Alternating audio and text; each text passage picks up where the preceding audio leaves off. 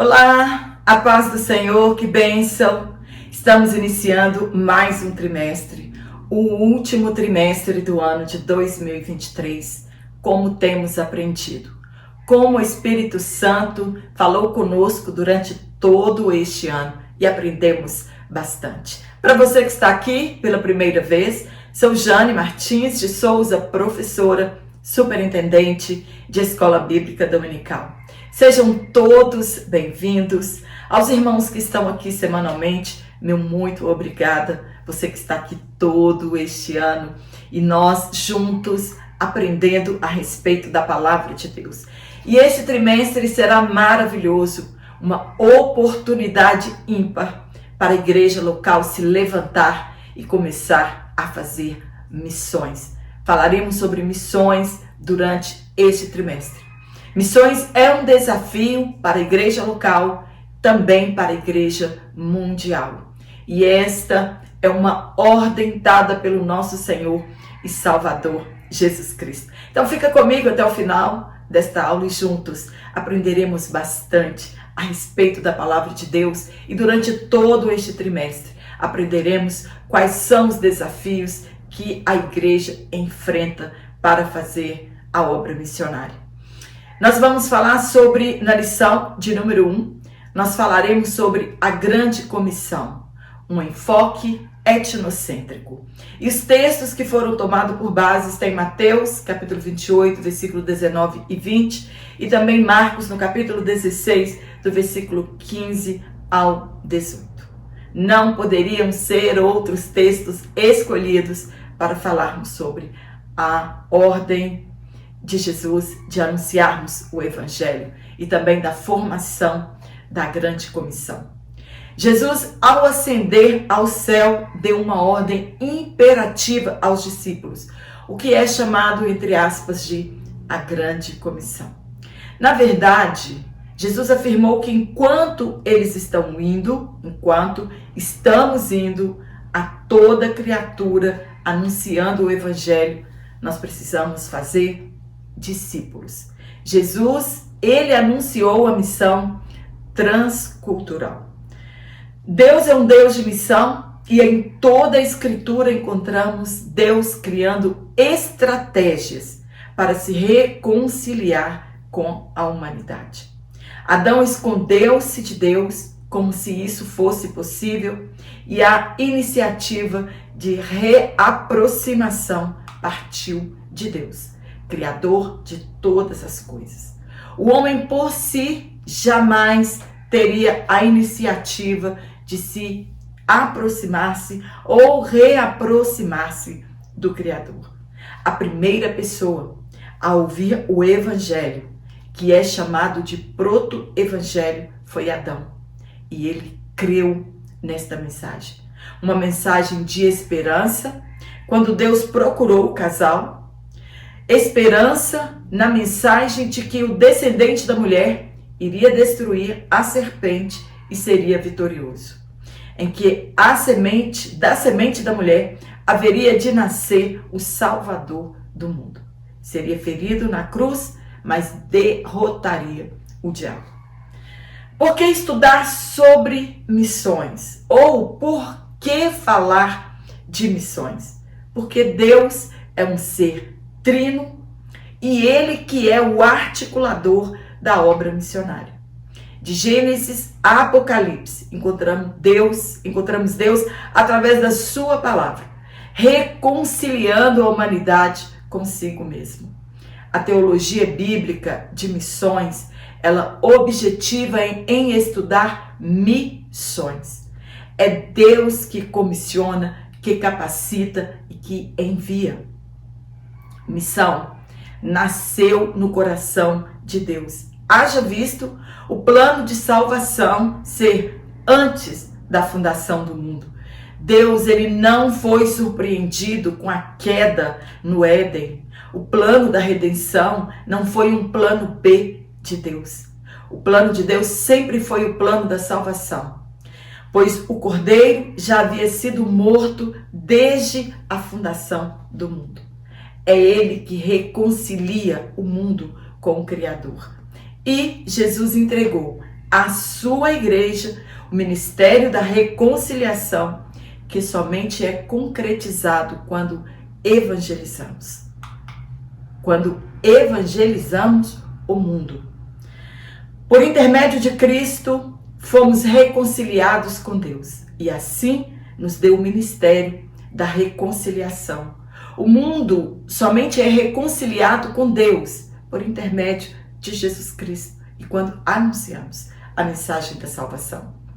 Para cumprir o propósito da reconciliação, pois o interesse de Deus é que todos sejam salvos, Ele escolheu no passado uma nação, Israel, para fazer o nome de Deus ser conhecido e ofertarem a salvação a todas as outras nações.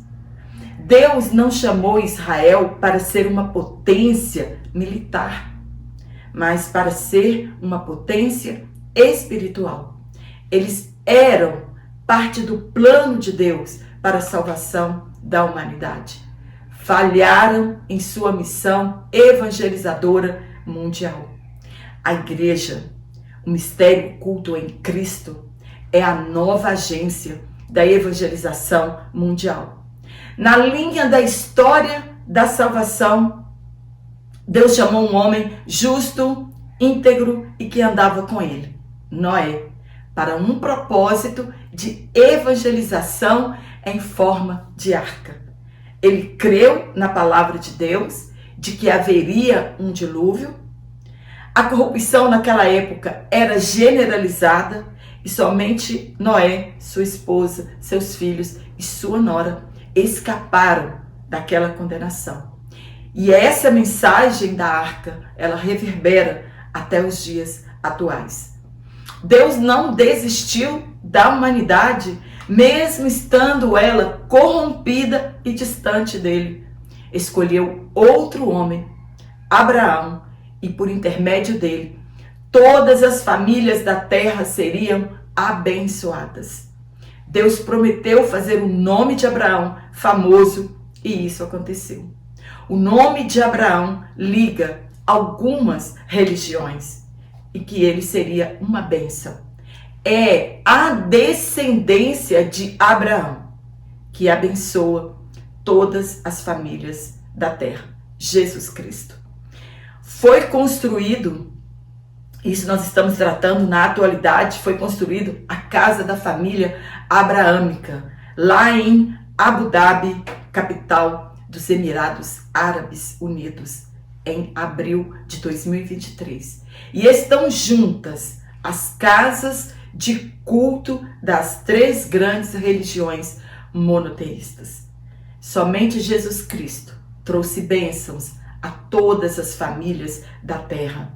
Somente Jesus Cristo tem o poder de nos reconciliar com o Pai.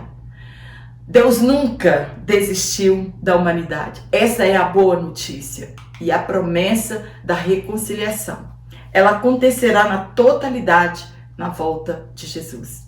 A centralidade da missão não está no homem ou na igreja, mas no Deus Trino que providenciou o plano da redenção, que enviou o seu unigênito, que manifestou sua graça, que enviou o Espírito Santo, que separou um povo, que delegou autoridade à sua igreja, que chamou os seus servos para a missão evangelizadora, que santificou um povo e que preparou a sua noiva. Sim, esse mesmo Deus cumprirá todos os seus propósitos. O mundo precisa saber que não há outra forma de sermos introduzidos à presença de Deus que não seja por intermédio de Jesus, nosso mediador e salvador. Quem nos comissionou? Quem nos comissionou? Nos capacitou, derramando o poder do alto, poder para fazer missões. É nossa missão fazer o nome de Jesus conhecido, que outras culturas cheguem ao conhecimento do poder que há no Evangelho de Cristo. Fomos chamados para missões transculturais, nacionais e locais. A igreja é a agência evangelizadora de Deus aqui na terra e nós somos os agentes desta grande obra. Eu e você e todos os cristãos espalhados neste mundo somos os agentes desta grande obra. Deus foi o primeiro missionário, Jesus foi o segundo missionário e o Espírito Santo está sendo o terceiro missionário. É o poder que está sobre a igreja. O Espírito Santo é o poder que está sobre a igreja, dando-lhe autoridade para anunciar as boas novas de salvação e pregando o arrependimento. Deus sempre trouxe o avivamento a todas as gerações. Usou pessoas que foram despertadas pelo Espírito Santo. E nós podemos aqui citar alguns: Moody, John Wesley, Seymour, Lutero e tantos outros, Daniel Berg e Gunnar Wingre e outros. Apesar de que a igreja viveu um tempo sombrio em sua história. Mas Deus levantou pessoas que foram usadas para incendiar o mundo com o evangelho e pregando a necessidade do arrependimento. Precisamos buscar por um avivamento. Porém, um avivamento de santidade e de derramamento do poder do alto para reavivar a igreja. Devemos levantar um clamor pela evangelização mundial. Precisamos reacender a convicção e a necessidade de fazermos missões. No primeiro tópico, nós vamos falar sobre a grande comissão. Quem é esta grande comissão? Primeiro ponto. O que é a grande comissão? É o mandamento de Jesus para a sua igreja proclamar o evangelho, como já abordei na introdução. Missões começou muito antes de Jesus comissionar a igreja. Deus anunciou a seu povo que nele estava a salvação e convocou toda a terra a olhar para ele. Deu poder à igreja para testemunhar em todos os lugares, até os confins da terra. É a capacitação para evangelizar. Jesus, ele evangelizou a Judeia, Samaria, Galileia e afirmou que a seara é pouca, que a seara é grande e que poucos são os ceifeiros ou os trabalhadores.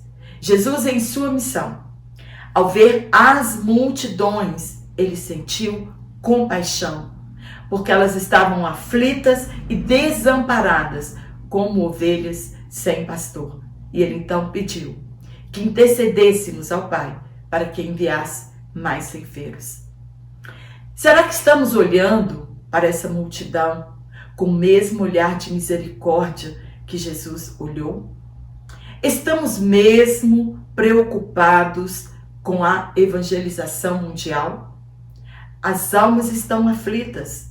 Será que realmente estamos preocupados com isso? Infelizmente, muitas igrejas estão preocupadas com o mundo material e não com o mundo espiritual e não com os milhares de dezenas de pessoas que por dia partem sem salvação. Não podemos fazer missão sem o poder do alto. Primeiro nos revestimos de poder e não podemos fazer missão sem a graça de Deus, pois o desejo de Deus é alcançar a todos. James Taylor, missionário na China por 51 anos, disse, entre aspas, a grande comissão não é uma opção a ser considerada, é um mandamento a ser obedecido. Quem é chamado para um propósito não tem a opção de dizer não. A igreja nasceu para este propósito, reconciliar o mundo com Deus. E não tem como dizer não a este chamado. No ponto 2, a questão cultural. Aqui entra a questão do etnocentrismo. A palavra etnocentrismo, ela designa uma forma de enxergar outra etnia, suas derivações como cultura, hábitos, religião, idiomas e formas de vida em geral, com base na etnia própria. A visão etnocêntrica do mundo, ela não permite ao observador de uma cultura reconhecer a diferença e faz com que ela estabeleça a sua própria cultura como ponto de partida e referência para quantificar e qualificar as outras culturas. Disso se resulta, a grosso modo, que o observador etnocêntrico ele vê-se como superior aos demais em aspectos culturais, religiosos e étnicos, raciais. Este é o grande desafio: evangelizar outras culturas sem desprezá-las e muito menos infringir a nossa cultura a ela. Entretanto, a cultura de um povo, ela deve ser validada e aprovada pelas Escrituras. É o Evangelho que transforma culturas. Somos testemunhas e não acusadores. E falamos do que conhecemos a respeito de Cristo e das Escrituras.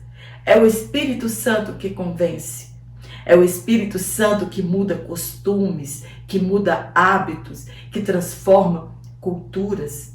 É a palavra de Deus, é que tem o poder de lavar nossos pecados e de destronar culturas diabólicas, como a cultura da morte, de adoração a animais, de astros e tantas outras coisas. Devemos estar prontos para pregar o Evangelho além das fronteiras. E isso é um grande desafio. Terceiro ponto: a ordem de fazer discípulos em todas as nações. Após 10 dias da ascensão de Jesus Cristo ao céu, cumpriu-se a promessa do derramamento do Espírito Santo.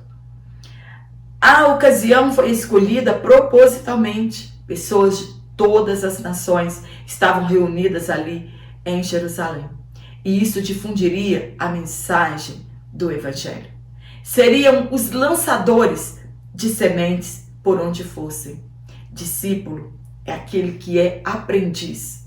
A igreja, ela tem o dever de ganhar almas e introduzi-las na igreja local para discipulá-las, para ensinar esse novo crente. Mas isso é um desafio. Paulo sofreu muito em suas viagens missionárias, pois encontrou culturas diferentes da sua, adoração aos deuses pagãos e práticas pecaminosas na adoração, e pagou um preço muito caro. Mas ele ficava certo tempo no local para ensinar as pessoas, aos novos crentes. A palavra nação é a tradução do termo etnos, que se refere a grupos étnicos e não primariamente a países. Um país é uma nação politicamente definida. Já a etnia é um povo culturalmente definido em uma língua e em uma cultura própria. A etnia ou grupo étnico distingue uma uniformidade cultural, com as mesmas tradições, conhecimentos, técnicas, habilidades, língua e comportamento. Então, de acordo com alguns missiólogos, existem 24.000 etnias. Então, dentro de uma mesma nação, ele pode estar culturalmente separado por etnias que estão presentes e estabelecidas dentro daquela nação ou dentro daquele continente. Olha, exemplos de algumas etnias ao redor do mundo. Na África, existem diversas etnias espalhadas pelo continente africano, cada um com a sua própria língua, costumes e tradições. Alguns exemplos incluem os Bantus, os Maasai, os Zulus, os Ashanti e os Tuaregs. São etnias incluídas dentro deste continente. Na Ásia, a Ásia é um continente diverso, com uma grande variedade de etnias. Alguns exemplos incluem os mongóis, os tibetanos, os coreanos, os japoneses, os árabes, os persas, os indianos e os paquistaneses. No Brasil, a composição étnica e racial da sociedade brasileira é resultado de uma confluência de pessoas de várias origens étnicas diferentes, dos povos indígenas originais que estavam aqui, quando disseram que o Brasil foi descoberto, na verdade já tinham indígenas aqui, os negros africanos, dos colonizadores portugueses e de posteriores ondas imigratórias de europeus, árabes, japoneses, além de outros povos asiáticos e de países sul-americanos. Na Europa, a Europa também é um continente com diversas etnias, muitas das quais se misturaram ao longo dos séculos. Alguns exemplos incluem os alemães, os franceses, os espanhóis, os italianos, os gregos, os russos e os escandinavos. E na América? A América é um continente que foi colonizado por diferentes povos e possui uma grande diversidade étnica. Alguns exemplos incluem os indígenas americanos, os afro-americanos, os hispânicos, os mestiços e os descendentes dos europeus. E na Oceania? A Oceania é um continente com uma diversidade étnica relativamente pequena, mas ainda assim apresenta algumas etnias distintas. Alguns exemplos incluem os maoris, os aborígenes australianos, os papuas e os melanésios. Afora os desafios étnicos que encontramos no Brasil. Há estudos que relatam existir 250 línguas em nosso país. É um grande desafio e uma grande mistura de povos e culturas. Infelizmente, a igreja local, claro que não são todas, já se prostituiu com o mundo e não estão preocupadas em cumprir o ID de Jesus. Em cada época, Deus levantou homens e mulheres para fazerem a obra da evangelização mundial. Pessoas que receberam poder, isto é, autoridade para anunciar o evangelho. As pessoas não estão preocupadas em levar o evangelho àqueles que ainda não ouviram, mas estão vivendo uma guerra fria de conquista de crentes insatisfeitos de outras igrejas. Paulo tinha o objetivo de pregar Cristo para pessoas que ainda não haviam sido evangelizadas. No ponto 4, a eficácia e os objetivos da grande comissão. Para haver eficácia na evangelização, é necessário que os chamados sejam cheios do poder de Deus. É a capacitação que traz resultados. Jesus não deu autorização aos discípulos a pregarem enquanto não fossem revestidos, cheios do poder do Espírito Santo. Não somos nós que fazemos alguma coisa, mas é Deus que faz por intermédio daqueles que são chamados. Se fomos chamados, não precisamos nos preocupar, pois Deus capacita os chamados. O Espírito Santo precisa apenas de pessoas que estejam dispostas a irem, pois é Ele que convence do pecado, é Ele que regenera e capacita homens a confessarem Jesus como Senhor. Mediante essa certeza de que não somos nós que fazemos, mas apenas o meio que Ele usa para a evangelização, a igreja está pronta para proclamar o evangelho em palavras e ações a toda criatura, de discipular os novos crentes, integrá-los espiritual e socialmente na igreja local, para que cresçam na graça e no conhecimento do nosso Senhor e Salvador, Jesus Cristo. No tópico 2, nós vamos falar sobre missões transculturais.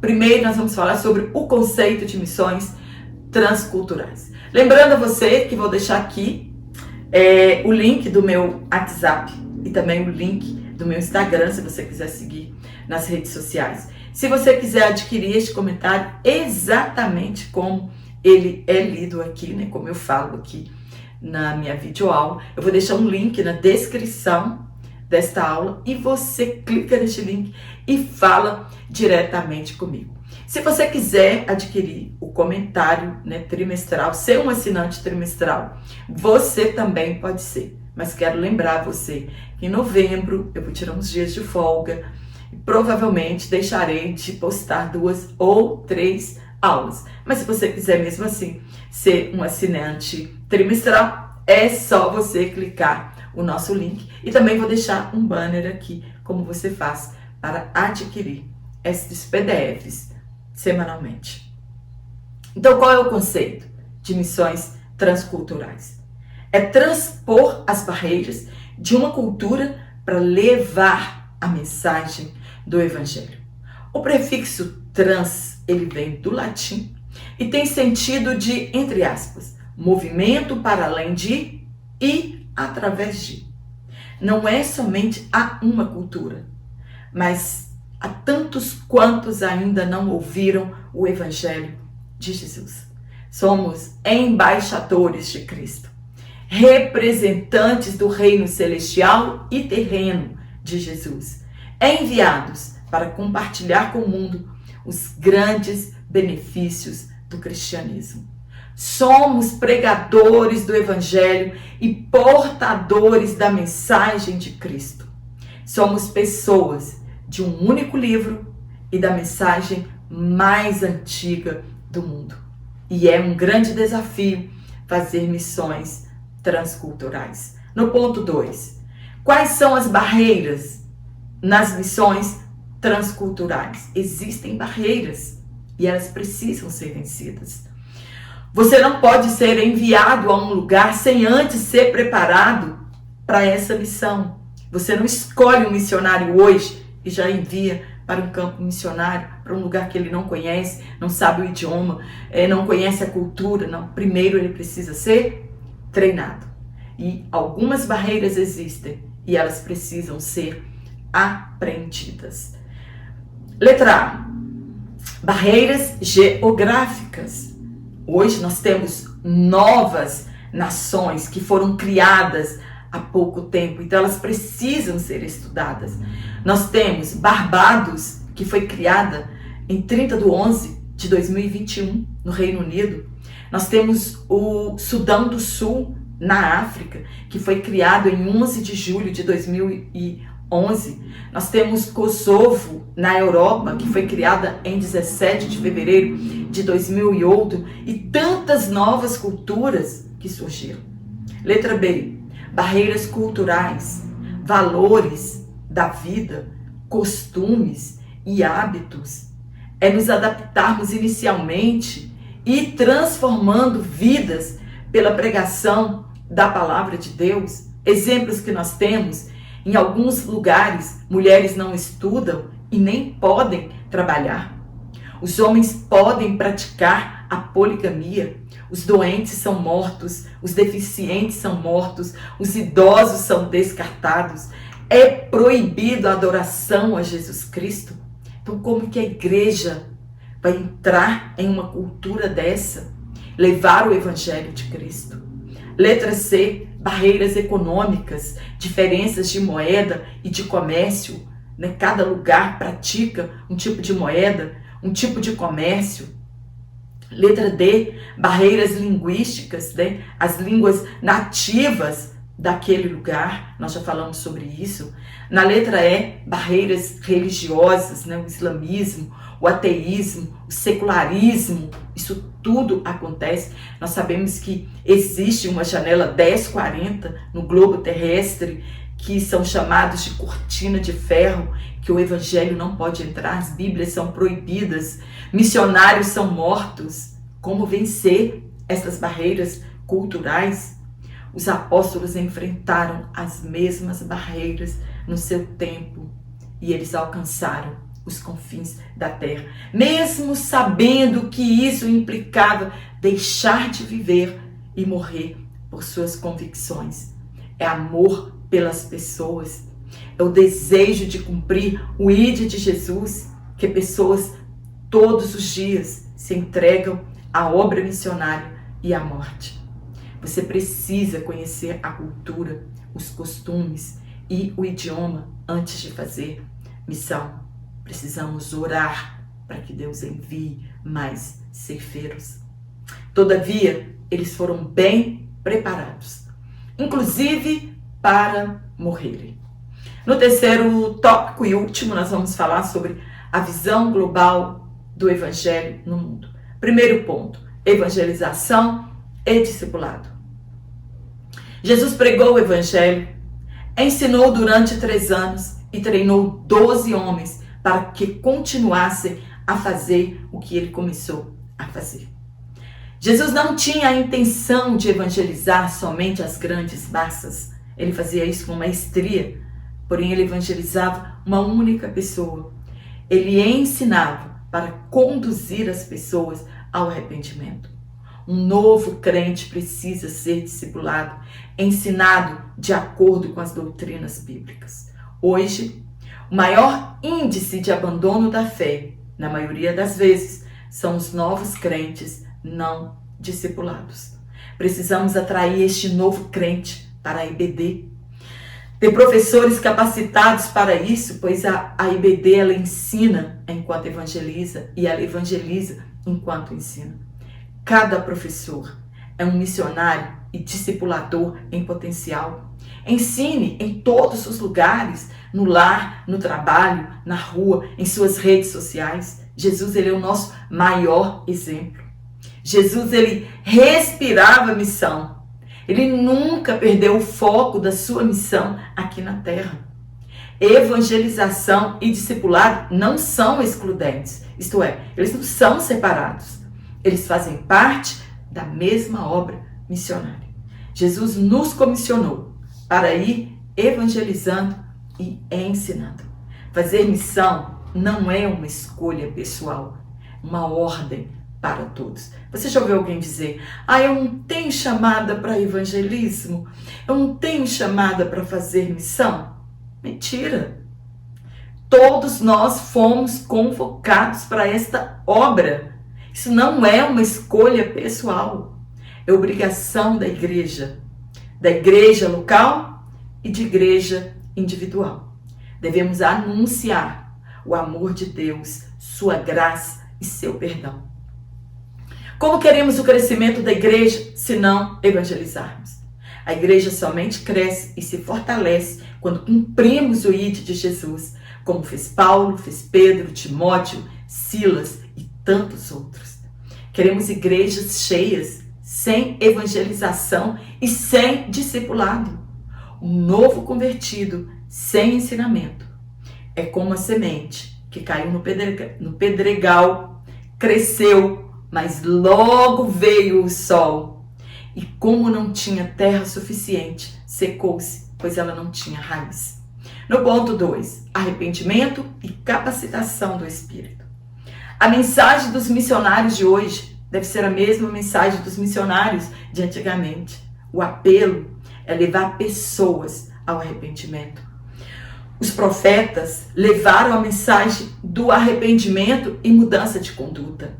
João Batista anunciou o arrependimento.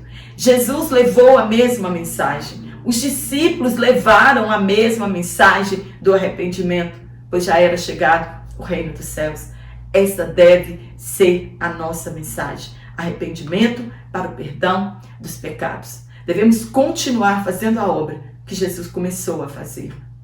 Hoje os coaches não têm compromisso com essa mensagem.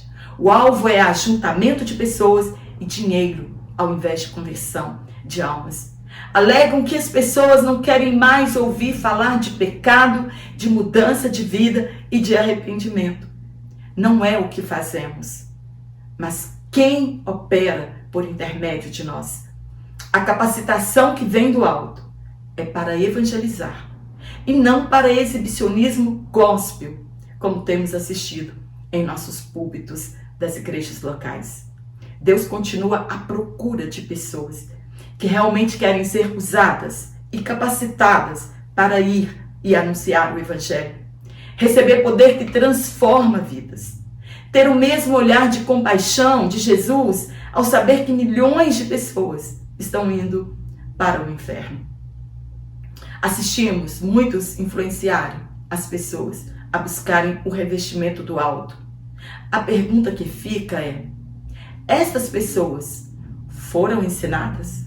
E elas saberão o que fazer quando estiverem de posse deste poder? Amém? Espero ter te ajudado com este comentário. Que tenhamos um excelente trimestre. Que o Espírito Santo continue despertando a sua igreja aqui na terra. E aproveite esse trimestre. Nós estudamos trimestre um tempo aí atrás. E a nossa igreja local aproveitou o ensejo e nós colocamos um culto ao ar livre depois das nossas escolas bíblicas dominical, todos os domingos. Então nós aproveitamos aquele ensejo que aprendemos sobre missão e colocamos em prática, aproveitamos o ensejo e fizemos uma ação local em nosso bairro, em nossa cidade. E hoje nós temos, de pé, graças a Deus, um culto ao ar livre, O nosso pastor, presidente Zacarias, ele abraçou a ideia e hoje nós temos um culto missionário. Então, mobilize a sua igreja local, faça uma ação, Aproveite esse trimestre tão maravilhoso e faça uma ação missionária com a sua igreja local, no seu bairro. Entregue folhetos, use os jovens, use os adolescentes, use os irmãos, as irmãs, enfim, cumpra o ID de Jesus e faça missão em sua cidade, em seu bairro, obedecendo e fazendo parte dessa grande comissão. Quero mandar um forte abraço a todos vocês que estão aqui semanalmente. Quero agradecer o carinho de todos vocês. Você que falou de onde você é, agradecer as orações. Realmente eu sou carente das orações e da graça de Deus. E eu te espero aqui na nossa segunda aula, se Deus assim nos permitir. Então,